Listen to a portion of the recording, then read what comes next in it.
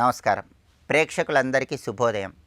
ఈనాటి శుభయోగం శీర్షికన మంగళవారం సందర్భంగా ప్రసిద్ధ సుబ్రహ్మణ్య క్షేత్రమైనటువంటి మల్లాం సుబ్రహ్మణ్య స్వామి క్షేత్ర వైభవం ఏంటో పరిశీలిద్దాం. ఆంధ్రప్రదేశ్లో నెల్లూరు జిల్లా చిట్టమూరు మండలంలో ప్రసిద్ధ సుబ్రహ్మణ్య క్షేత్రమైనటువంటి మల్లాం సుబ్రహ్మణ్య క్షేత్రం ఉంది. ఈ మల్లాం సుబ్రహ్మణ్య క్షేత్ర వైభవాన్ని మనం పరిశీలించినట్లయితే ఈ మల్లాంకి ఒకప్పుడు తిరువాంబూరు అనే పేరు ఉండేది. సుబ్రహ్మణ్యేశ్వర స్వామి తారకాసుర సంహారం చేసిన తర్వాత బ్రహ్మహత్యా పాతకం నుంచి బయటపడటానికి ఈ తిరువాంబూరు ప్రదేశానికి వచ్చి తపస్సు చేసుకుంటూ ఉండిపోయాడు. అలా అనేక సంవత్సరాల పాటు సుబ్రహ్మణ్యేశ్వర స్వామి వారు తపస్సు చేసుకుంటూ ఉండేసరికి ఆయన చుట్టూ అనేక రకాలైనటువంటి పుట్టలు వ్యాపించినాయి. వెదురు పుట్టలు సుబ్రహ్మణ్య స్వామి చుట్టూ వ్యాపించినాయి. అదే సమయంలో ఆ రాజ్యాన్ని పరిపాలించేటటువంటి పాండ్యరాజు పల్లకీల నిర్మాణం కోసం వెదురు కర్రలు తీసుకురమ్మని సేవకులను ఆజ్ఞాపిస్తాడు. వెదురు కర్రల నిమిత్తమై సేవకులు అక్కడికి వెళ్ళి సుబ్రహ్మణ్యేశ్వర స్వామి వారు తపస్సు చేసుకుంటున్న ప్రదేశంలో వచ్చినటువంటి ఆ వెదురు కర్రలను నరకటం ప్రారంభిస్తారు. ఆ విధంగా వెదురు కర్రలను నరుకుతున్న సమయంలో అనుకోకుండా ఆ వెదురు కర్రల మధ్యలో తపస్సు చేసుకుంటున్నటువంటి సుబ్రహ్మణ్య స్వామి చేతులు రక్తసిక్తమవుతాయి. వెంటనే ఆ మహాపాపం వల్ల ఆ ప్రదేశంలో ఉన్నటువంటి ఆ రాజుకి, పాండ్య రాజుకి కంటి చూపు పోతుంది. సేవకులందరికీ కంటి చూపు పోతుంది. అప్పుడు సుబ్రహ్మణ్య స్వామి ఆ రాజుకి స్వప్నంలో సాక్షాత్కరించి ఇక్కడ తనకు ఒక దేవాలయాన్ని నిర్మించమని చెప్తారు. అలా ఆ రాజు దేవాలయాన్ని నిర్మించిన తర్వాత ఆ రాజుకు కంటి చూపు వచ్చిందని, సేవకులందరికీ కంటి చూపు వచ్చిందని స్థల పురాణంలో చెప్పడం జరిగింది. అలాగే ఈ తిరువాంబూరికి మల్లాం అనే పేరు రావటం వెనుక కూడా ఒక కథ ఉంది.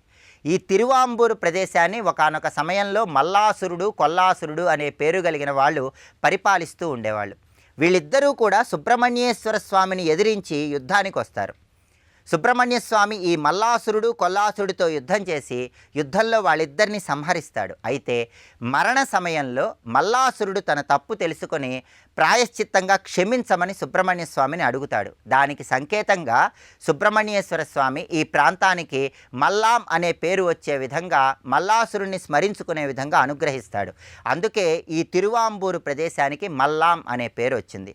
ఈ మల్లాం క్షేత్రంలో సుబ్రహ్మణ్యేశ్వర స్వామి స్వయంభువుగా అవతరించాడు.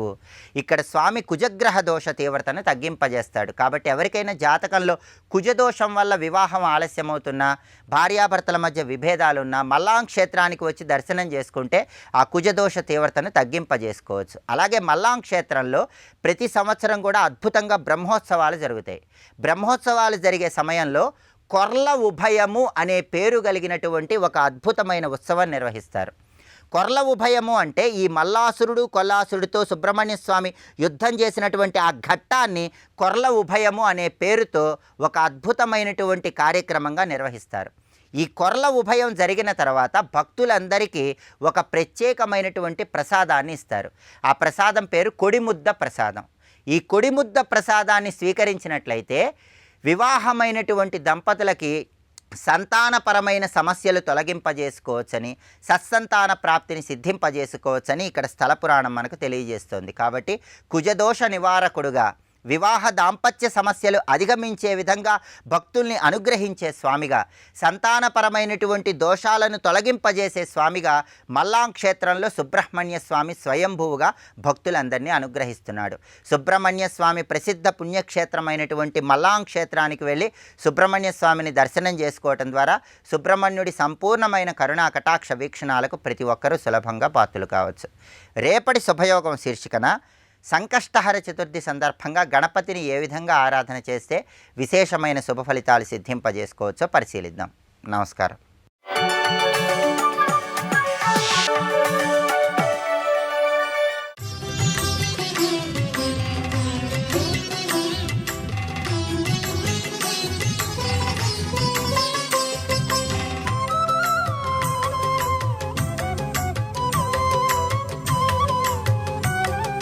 ఇలాగ మొత్తంగా రుద్రశాలలో ఒక విఘ్నేశ్వరుడు, ఒక కుమారస్వామి, 4 దుర్గలు, 8 మంది శివులు, 3 జనార్దనులు, 5 ముద్రలు, 4 తీర్థాలు శివుని యాజ్ఞతో నేటికి నివసిస్తున్నాయి అని పురాణం చెప్తున్నది.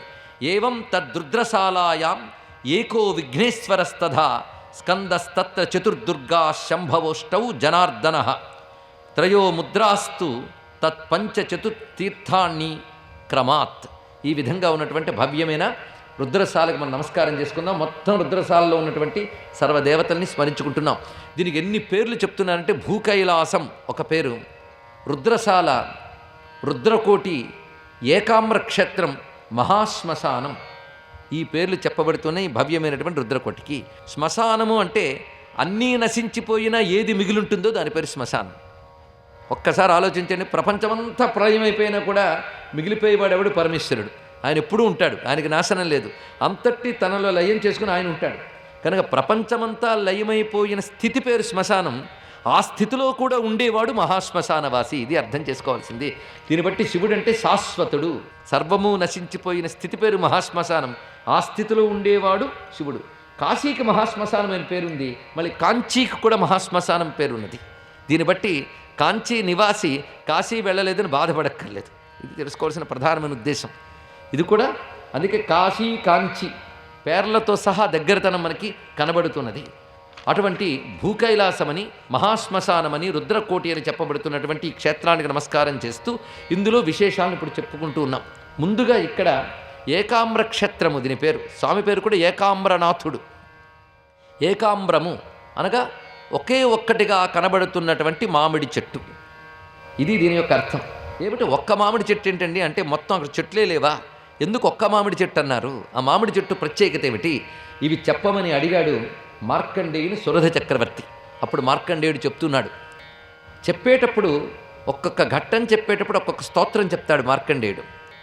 ఆ స్తోత్రం మంత్రం, ఆ స్తోత్రాన్ని శ్రద్ధగా వింటే చాలు ఆ మంత్రఫలం మన అందరికీ లభించాలి. శివబీజ సముద్భూతం వేదశాఖాభిరుజ్వలం మృకండు తనయాధారం రసాలం తం నమామ్యహం. రసాలం అంటే మామిడి. ఆ మామిడి చెట్టుకు నమస్కారము. ఎందుకంటే అది శివస్వరూపం గనక. ఇది ఎవరు వెళ్ళినా కూడా ఈ మామిడి చెట్టుని చూడవచ్చు.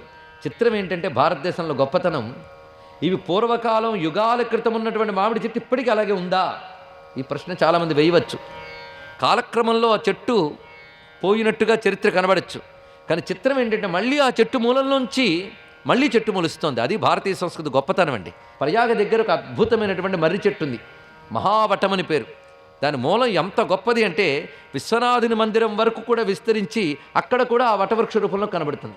అంటే ప్రయాగలో ఉన్న వటవృక్షం విశ్వనాథ మందిర సమీపంలో ఉన్న వటవృక్షానికి అనుబంధం ఉంది. ఎందుకంటే మన వాళ్ళందరూ భక్తిగా కొలుచుకుంటున్నారు వటవృక్షాన్ని.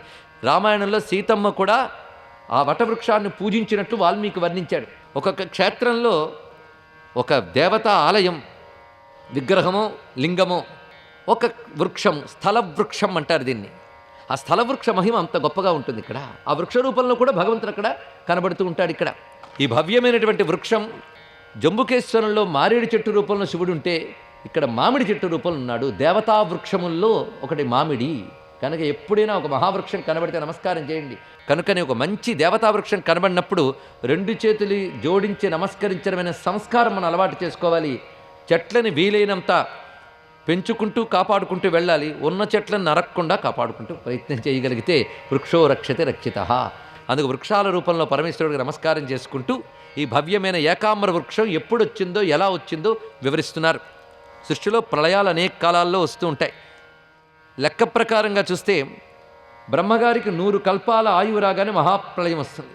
ఆ మహాప్రళయంలో మొత్తం బ్రహ్మ సృష్టి అంతా కూడా లయమైపోతుంది. అప్పుడు బ్రహ్మగారు నిద్రపోతారు. ఆయనకి అప్పుడు రాత్రి. మళ్ళీ అంతకాలం ఆయన కల్పం అయిపోయాక మళ్ళీ సృష్టి ప్రారంభమవుతుంది. ఇప్పుడు మనం తెలుసుకోవాల్సిందంటే ఒక కల్పము బ్రహ్మగారికి ఓ పగలు, మళ్ళీ ఆయన నిద్రకాలం, మళ్ళీ కల్పకాలం.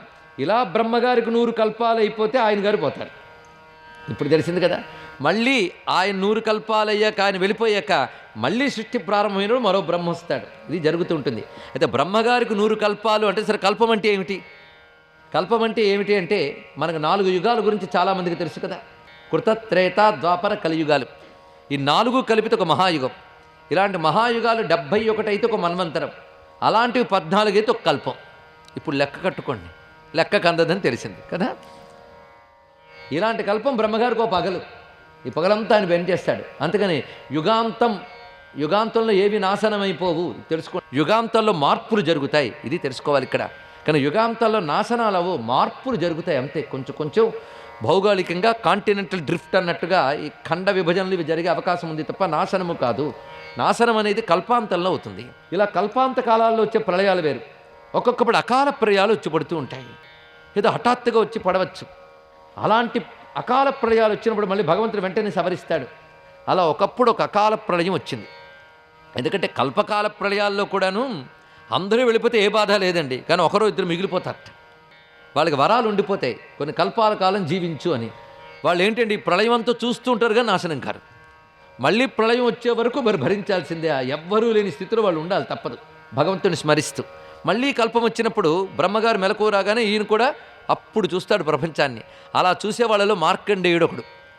ఆయనకి 7 కల్పాల ఆయువు ఉంది కనుక కల్ప ప్రళయాలు ఎలాగూ చూస్తాడు. అలాంటి మార్కండేయుడికి కూడా ఒకసారి అనుకోకుండా అకాల ప్రళయం ఎదురైంది. అకాల ప్రళయంలో అందరూ కొట్టుకుపోయారు, కానీ ఆయన మాత్రం ఉన్నాడు. ఈ అకాల ప్రళయం ఎలా వచ్చిందో చెప్తున్నాడు ఆ మార్కండేయుడే సురధుడితో. ఒకప్పుడు జరిగిన కథని నీకు చెప్తున్నాను నాయన, విను. ఒకప్పుడు పరమేశ్వరుడు కైలాసంలో ఉన్న సమయంలో చక్కగా కొలువు తీరున్నాడు. చుట్టూ దేవతలు ప్రమదగణాలు సేవిస్తున్నటువంటి సమయంలో అమ్మవారు చక్కగా అలంకృత అయ్యి చెరికత్తెలతో వస్తూ ఆవిడ పరమేశ్వరుడితో ఒక సరసంగా ప్రేమగా ఆయనకి తెలియకుండా వెనక్కి చేరి ఆయన 3 కళ్ళు మూసిందట. ఈ కథ భారతంలో కూడా చెప్తున్నారు. ఆ కథని ఇక్కడ ప్రస్తావన చేస్తున్నారు. స్వస్తి.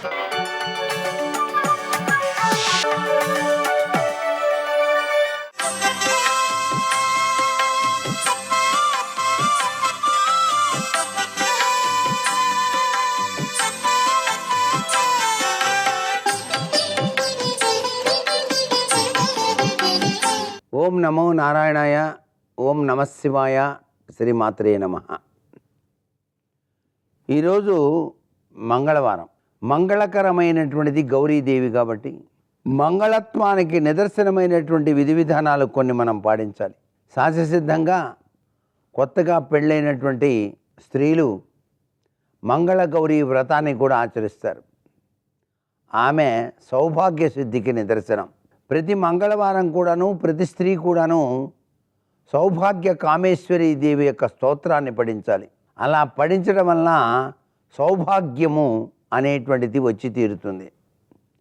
శ్రీమత్ కామేశ్వర ప్రేమభూషణం అంటూ ప్రారంభమయ్యేటువంటి సౌభాగ్య కామేశ్వరి శ్లోకం అది చాలా విశిష్టవంతమైన ప్రభావాన్ని ఇస్తుంది.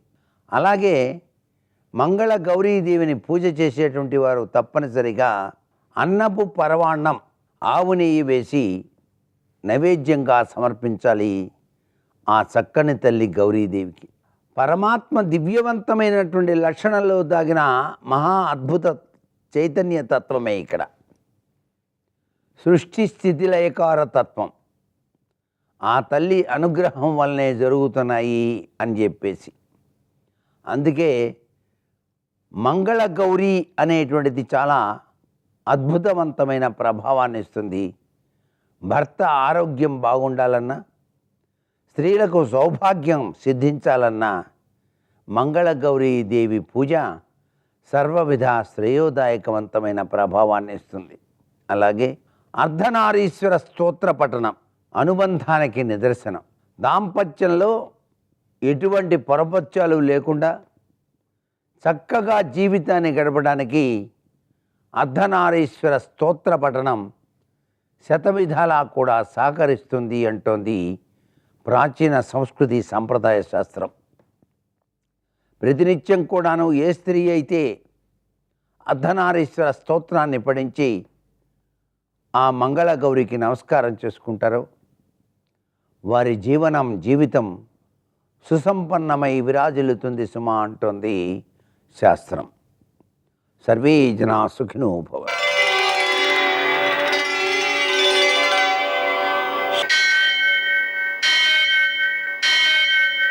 సహస్రశీర్షం దేవం విశ్వాక్షం విశ్వశంభువం విశ్వం నారాయణం దేవమక్షరం పరమం పదం విశ్వతః పరమాం నిత్యం విశ్వం నారాయణగుం హరిం విశ్వమేవేదం పురుషస్తద్విశ్వముపజీవతి పదిం విశ్వస్యాత్మేశ్వరం శాశ్వతం శివమచ్యుతం నారాయణం మహాజ్ఞేయం విశ్వాత్మానం పరాయణం.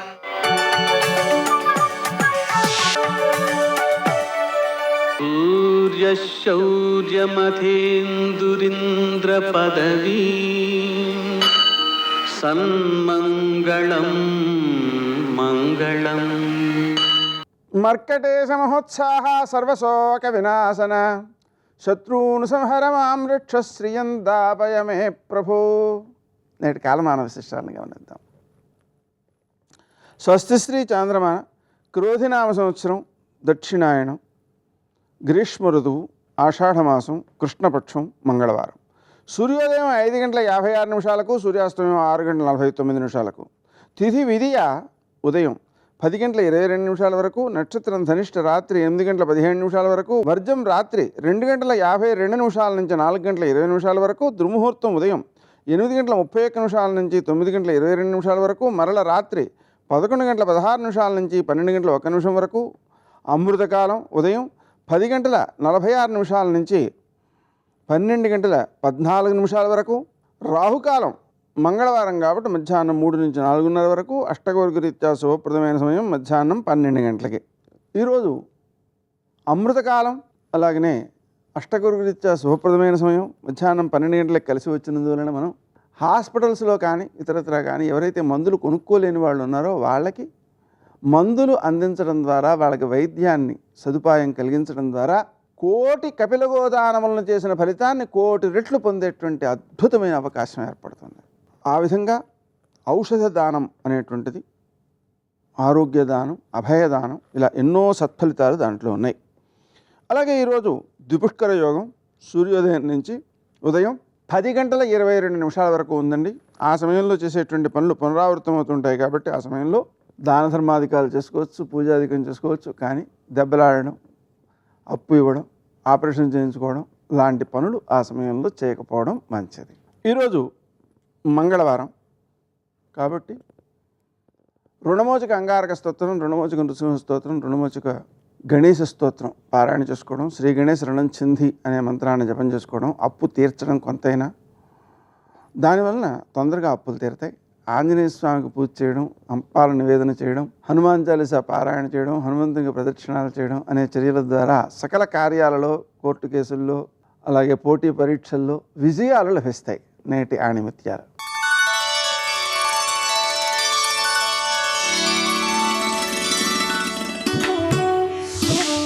గొప్ప పనులు బలంతో కాదు పట్టుదలతో సాధ్యమవుతాయి.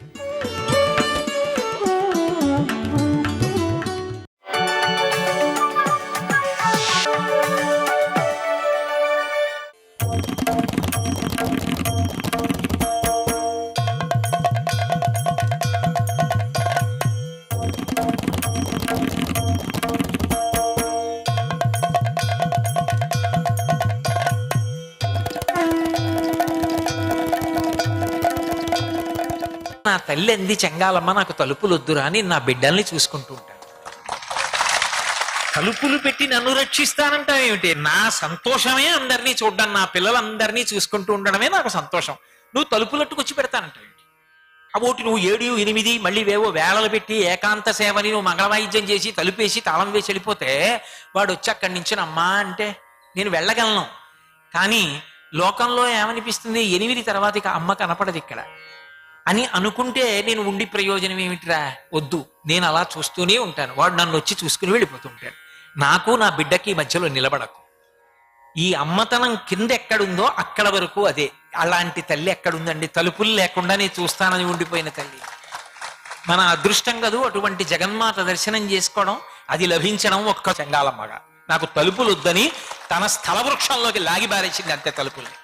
తప్ప ఏ చెట్టులోంచి కొయ్యగా మార్చి తెచ్చావో ఆ చెట్టుని కొయ్యని మళ్ళీ లాక్కుని జీవం పోస్తాను అని లాక్కుంది. ఎంత చమత్కారం! ఒక చెట్టుని చంపి చిత్రియ పట్టి తలుపు చేశాడు ఒకడు.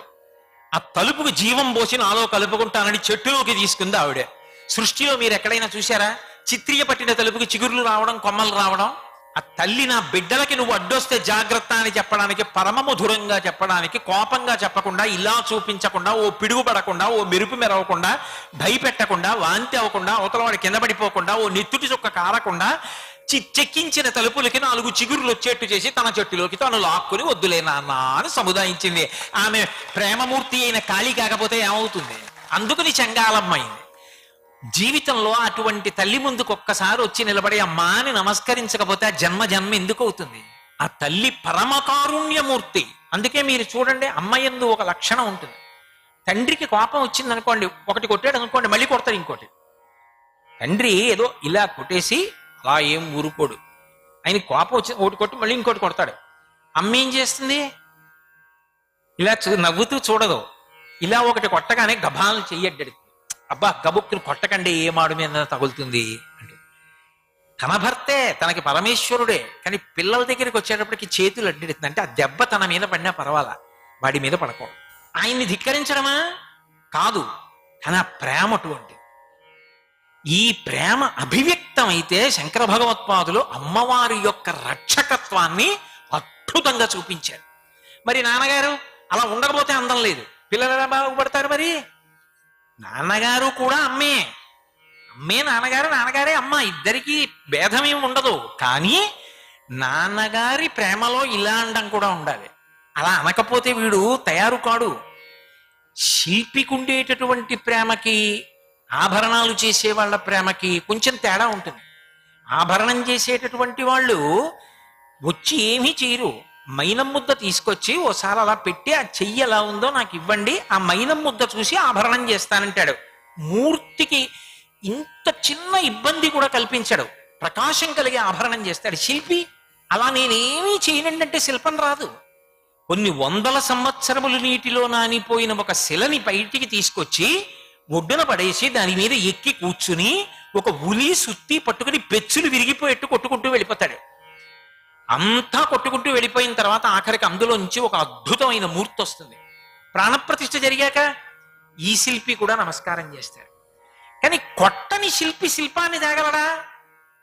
మైనపు ముద్ద తీసుకొని ఆభరణాలు తయారు చేసే వ్యక్తి ఆభరణం చేయగలడా? ఒకరిలో సున్నితత్వం, ఒకరిలో కొంచెం కాఠిన్యం, కానీ కాఠిన్యం లేకుండా విగ్రహం లేదు, ఈ సున్నితత్వం లేకుండా ఆభరణం లేదు. ఆ మైనపు ముద్ద పెట్టి ఆభరణం చేసేది అమ్మ, మీద కూర్చుని ఉలిపెట్టి కొట్టి చెక్కేవాడు తండ్రి. కానీ ఇద్దరి యందు మాత్రం పరమ ప్రేమ. అందుకనే అమ్మతనం నాన్నతనంలో, నాన్నతనం అమ్మతనంలో ఉంటుంది. కానీ ఆ తేడా లేకపోతే వాడు లోకానికి పనికొచ్చేవాడు తయారు కాడు. అందుకని తండ్రి ఒకసారి ఇలా అంటాడు, కానీ అమ్మ అలా అన్నం ఒప్పుకోదు. చూసి కొట్టాలి, లెక్క పెట్టి కొట్టాలి, జాగ్రత్తగా కొట్టాలి, చేతులు అడ్డెట్టేసి. మరి నీకు తగలదా? పర్వాలేదు. మీరు చూడండి, లోకంలో ఏదో మంచి పదార్థం వండుతుంది అమ్మ, పిల్లలు అమ్మ చాలా బాగుందమ్మా, ఇంకొంచెం పెట్టవా, ఇంకొంచెం పెట్టవా అని పళ్ళెలు పట్టుకుని వస్తారు. వస్తే ఆ తయారు చేసిన పదార్థం వాళ్ళ పళ్ళెల్లో పెడుతుంది. అందులో పెద్ద కొడుకు అంటాడు, అమ్మ నీకుందా? బోల్డ్ ఉన్నాయిరా, ఏది చూపించు అంటాడు. ఇంకొంచెం తెలివైన వాడైతే, ఏమిట్రోయ్ అనుమానం, నీకు పెట్టకుండా తినేస్తానా? బోల్డ్ అని ఉన్నాయని కనపడకుండా మూకుడు మీద మూత ఇలా ఎత్తి చూపించి ఇలా పడేస్తుంది. వాళ్ళు తినేస్తారు. తినేసిన తర్వాత అమ్మ తిరుగుతుంది, అమ్మా అమ్మ నువ్వు తినలేదమ్మా, మూకుట్లో ఉన్నాయన్నావు అని వాడి దగ్గరికి వెళ్ళి మూత ఎత్తుతాడు. ఏమి లేవు మూకుట్లో. వాడు చూసమ్మా ఏమీ లేవమ్మా, నువ్వు ఎందుకమ్మా మాకు పెట్టేశావమ్మా, నువ్వు తినవలసిందమ్మా, ఎంత బాగున్నాయోనమ్మా అంటాడు. అమ్మ ఏది నీ తిందామంటే తిన్నిచ్చారు, మీరు ఇంకా పెట్టి అన్నారు అంటుందా? అనదు. నాన్న నేను వండినప్పుడు మీరు అమ్మా ఇంకా పెట్టని మీరు బొజ్జ నిండా తింటే నేను తిన్నట్టేరా, ఇంకా మళ్ళీ నేను వేరే తినాలా అంటున్నా. అది అమ్మతనం అంటే. తాను తినకపోవడంలో తృప్తి, తాను త్రాగకపోవడంలో తృప్తి, తాను అనుభవించకపోవడంలో తృప్తి, తన బిడ్డలు అనుభవించడంలో తృప్తి. అందుకని దెబ్బ తన చేతి మీద పడితే ఒప్పుకుంటుంది, బిడ్డ మీద పడితే ఒప్పుకోదు. ఇది మాతృత్వం. దీనికి భారతదేశం పట్టాభిషేకం చేసి సర్వం శ్రీ ఉమామహేశ్వర పరబ్రహ్మార్పణమస్తు. స్వస్తి.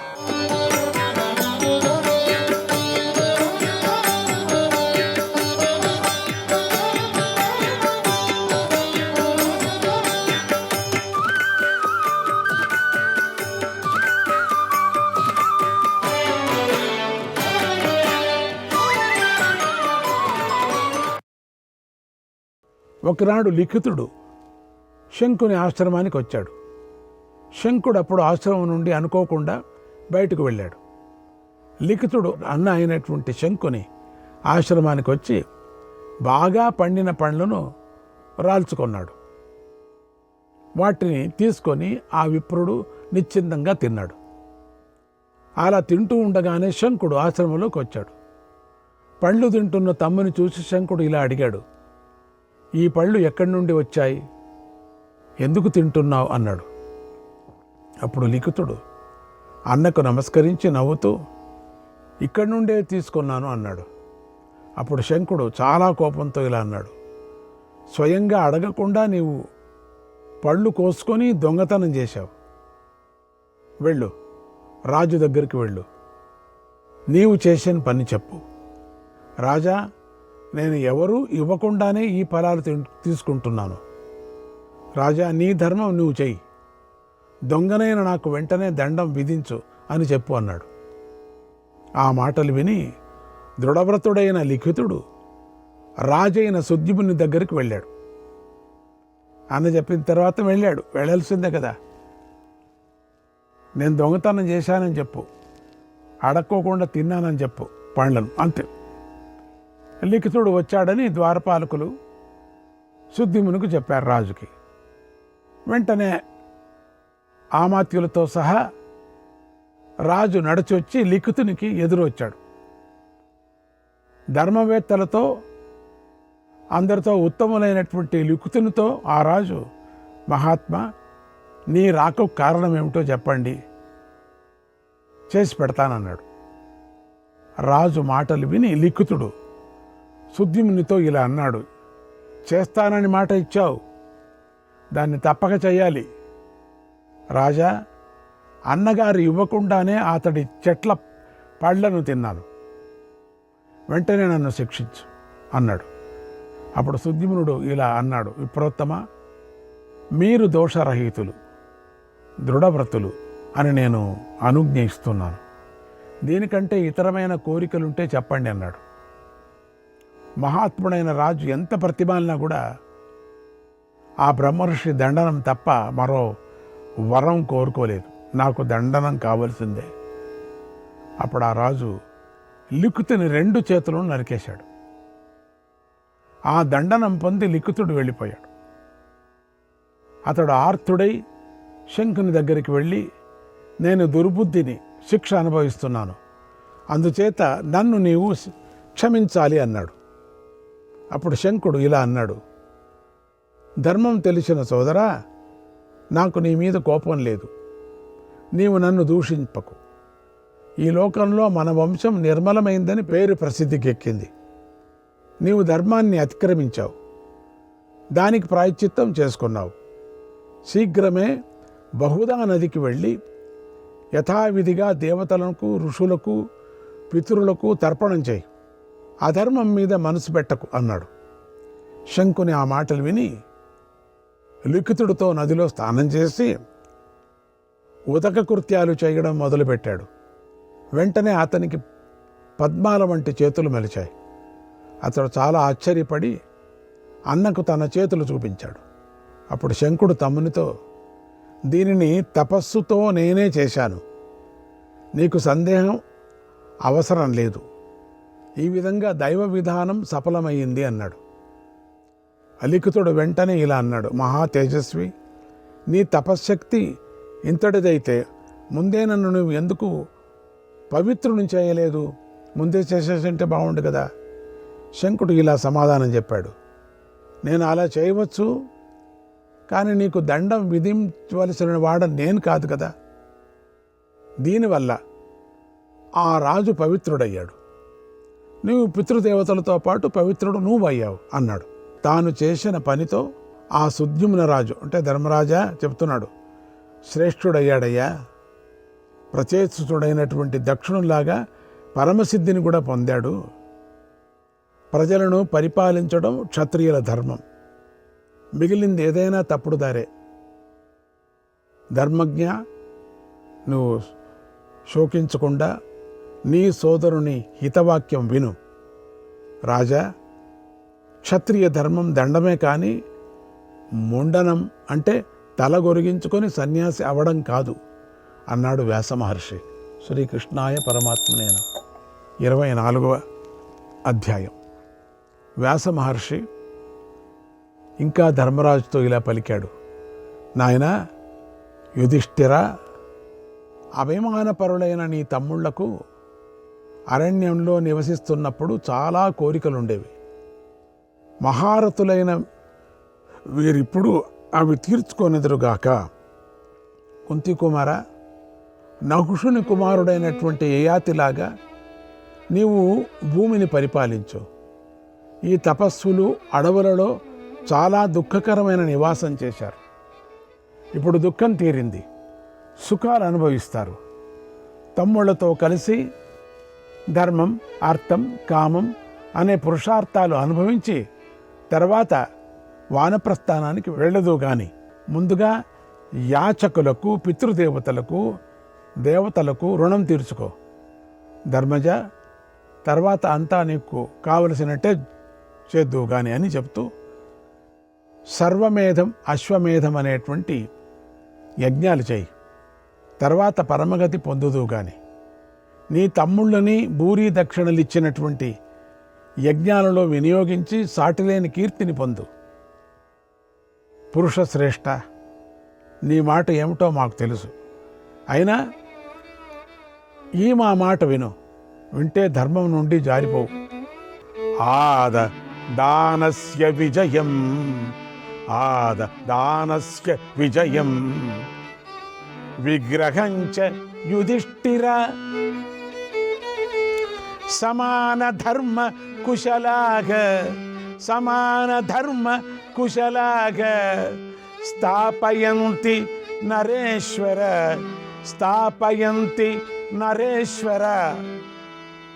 రాజా, సమభావం కల ధర్మ నిపుణులు పరుల ధనాన్ని లాక్కొని వాన్ని జయించి వానిని అదుపులో ఉంచుకొని చక్కని పరిస్థితిని నెలకొల్పుతారు.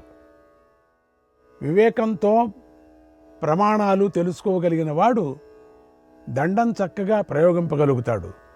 ప్రమాణాలు తెలియని వాడు ప్రయోగించిన దండం రాజును దెబ్బకొడుతుంది వాపసు వెళ్ళి. నిజంగా అదే చంపుతుంది రాజుని.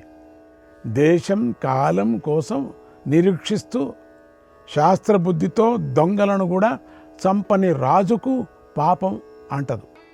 ఆదాయ బలిషడ్ భాగం, ఆదాయ బలిషడ్ భాగం, యో రాష్ట్రం నాభిరక్షతి, యో రాష్ట్రం నాభిరక్షతి, ప్రతిగృహ్ణాతి తత్పాపం, ప్రతిగృహ్ణాతి తత్పాపం, చతుర్దాంశేన భూమిపః, చతుర్దాంశేన భూమిపః. 6వ భాగం పన్నుగా తీసుకుంటూ కూడా రాష్ట్రాన్ని రక్షించని రాజు ఆ పాపంలో 4వ వంతు పొందుతాడు. కామక్రోధాలు విడిచి తండ్రిలాగా సమదృష్టితో వ్యవహరిస్తూ ధర్మం మీద గట్టిగా నిలబడితే ఆ రాజు ధర్మశాస్త్ర పద్ధతులను ఎప్పుడైనా, అంటే పరిస్థితులు అనుకూలించకపోయినప్పటికీ ఆ అధర్మం కారణంగా వాడు పతితుడు కాడు అన్నారు. పరిస్థితుల కారణంగా క్రమంగా వాటిని అనుసరిస్తూ నిర్భయుడు అవుతాడని తెలుసుకో. కార్యం చేస్తున్నప్పుడు రాజు దైవవశాత్ దెబ్బతిని ఆ పనిని లేకపోతే దాన్ని ధర్మాతిక్రమణంగా పరిగణించరు. దాన్ని బుద్ధిని ఉపయోగించి త్వరగా శత్రువులను అదుపు చేయాలి. పాపాత్మలతో కలవకూడదు.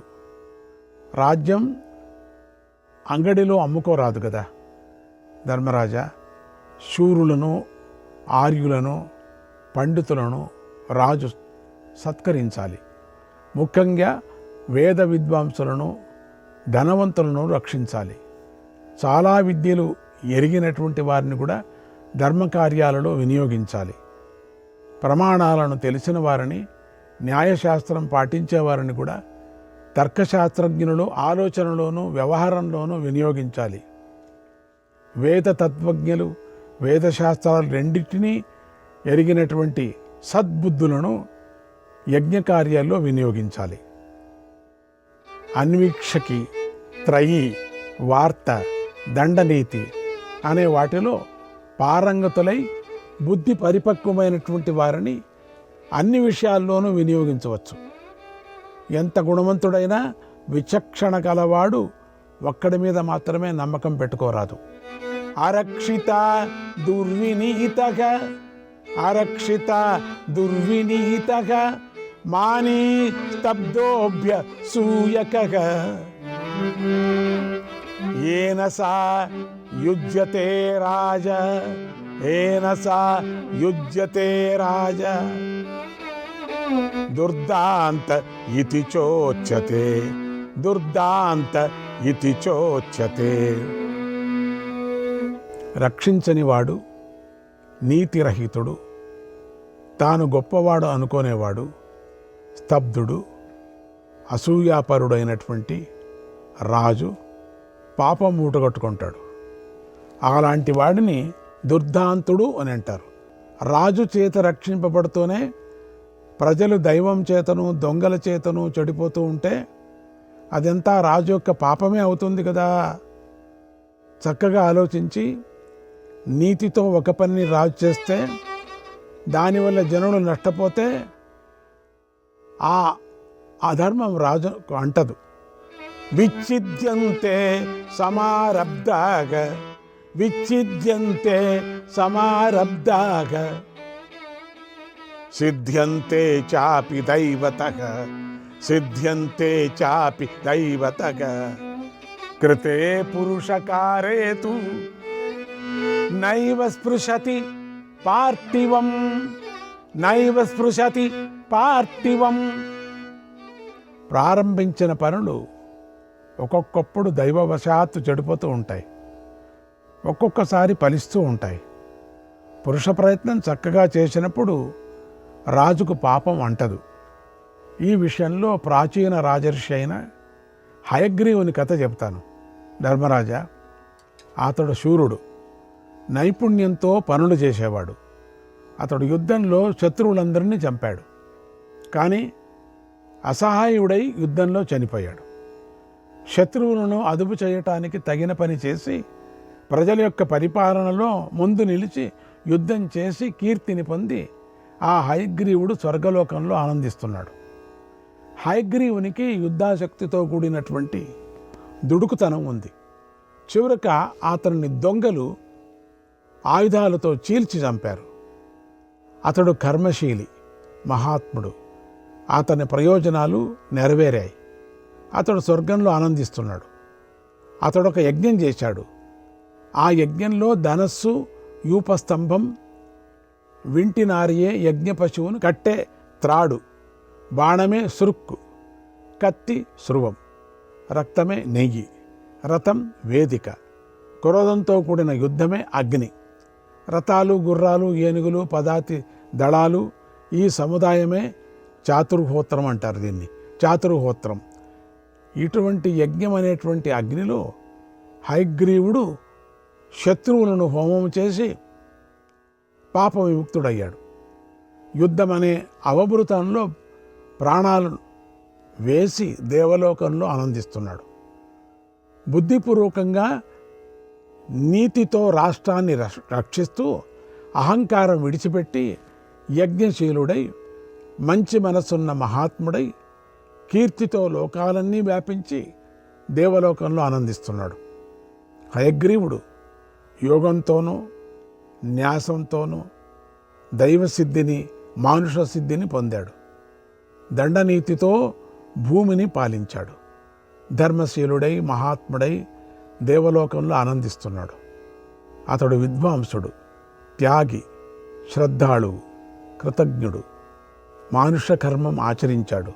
మానవలోకం వదిలి పుణ్యక్షేత్రాల్లో ఇష్టంతో శరీర త్యాగం చేసి మేధావుల పుణ్యలోకాలు పొంది ఆనందిస్తున్నాడు.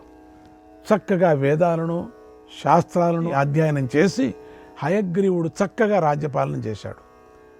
4 వర్ణాల వారిని తమ తమ ధర్మాలతో నిలిపి ఇప్పుడు దేవలోకంలో ఆనందిస్తున్నాడు. యుద్ధాలు చేసి జయించాడు, ప్రజలను రక్షించాడు, యజ్ఞాలు చేసి సోమం పుచ్చుకున్నాడు, ద్విజులను సంతోషపెట్టాడు, దండం యుక్తితో ధరించాడు, యుద్ధంలో మరణించి దేవలోకంలో ఆనందిస్తున్నాడు. అతని ప్రవర్తన ప్రశంసింపదగింది. సజ్జనులు, విద్వాంసులు అర్హుడైన అతనిని పూజిస్తారు కూడా.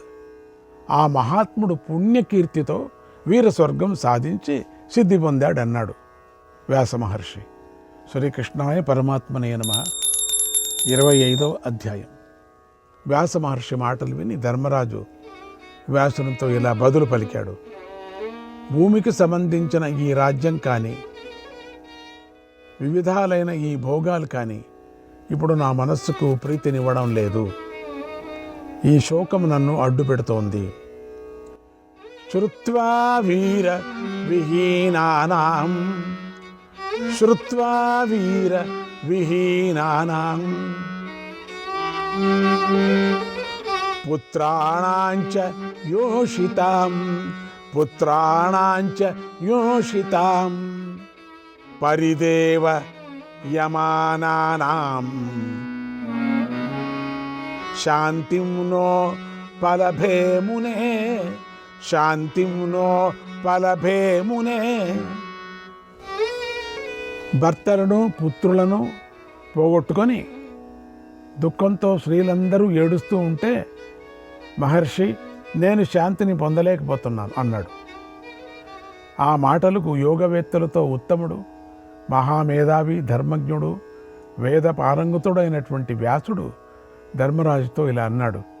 న కర్మణా లభ్యతే చింతయేవ, న కర్మణా లభ్యతే చింతయావ, నాప్యస్తి దాత పురుషస్య కస్యత్, నాప్యస్తి దాత పురుషస్య కస్యత్.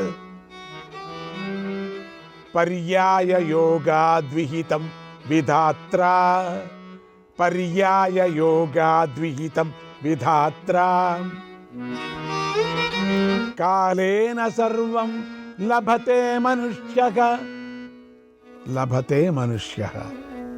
లోకంలో ఎవరు తన కర్మల చేత కానీ చింతించినందువల్ల కానీ ఏమీ పొందలేరు. అంటే మానవునికి దాత ఎవడూ లేడు. ఒకసారి అది, మరొకసారి ఇది అనే విధి విధానంతో కాలానుసారంగా మానవుడు అన్ని పొందుతూ ఉంటాడు. బుద్ధిబలంతో కానీ శాస్త్రాధ్యయనంతో కానీ మానవులు కలిసి రాని కాలంలో ఏమీ పొందలేరు కదా. కార్యసిద్ధి విషయంలో కాలమే అందరికీ కారణం. కలిసి రాని కాలంలో శిల్పాలు, మంత్రాలు, ఔషధాలు ఫలించవు. కాలం కలిసి వస్తే ఇవేది కలిసి రావో అవే సిద్ధిస్తాయి, అవే వృద్ధి చెందుతాయి. కాలం చేతనే గాలి వేగంగా వీస్తుంది, కాలం చేతనే వర్షం మేఘాలను చేరుతుంది కదా. శ్రీకృష్ణాయ పరమాత్మనే నమః.